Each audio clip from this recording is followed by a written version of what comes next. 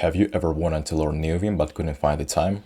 Well, buckle up because in this short video I'm going to teach you the most essential stuff you need to know to start using Neovim.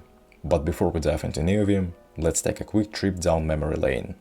Once upon a time, in the early days of computing, there was VI, the granddaddy of text editors, born in 1976. Fast forward to 1991 and along came Vim, short for VI Improved. Vim was like a VI after a couple of Red Bulls, faster and more features.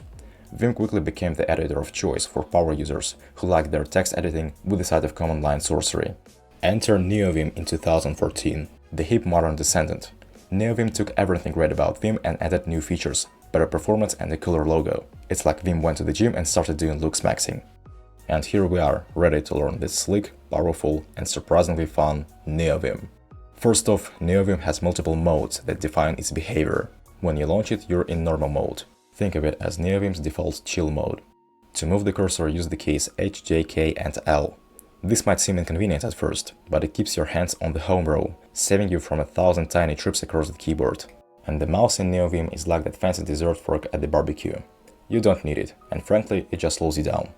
To remember what each key does, imagine drawing two diagonal lines pointing in the opposite directions. It's like the Uno reverse card. When I start typing, enter insert mode by pressing I. To go back to normal mode, hit escape.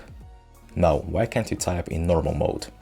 Well, because Neovim takes most keys as literal text, without modifiers like Ctrl or Shift. It's like trying to have a conversation while everyone else is playing charades. For example, to move the cursor to the beginning of the next word, use W. E moves to the end of the next word, and B moves backward. 0 places the cursor at the first character of the line. Circumflex goes to the first non-blank character, and $sign moves to the last character. Think of these symbols like their roles in regex patterns. So, we've covered the motions to move the cursor. Motions can be combined with numbers to perform them multiple times. For example, 16K goes 16 lines up. You can also add operators to change the text. D stands for delete. C stands for change, which deletes text and enters insert mode. Y stands for yank, which is copying.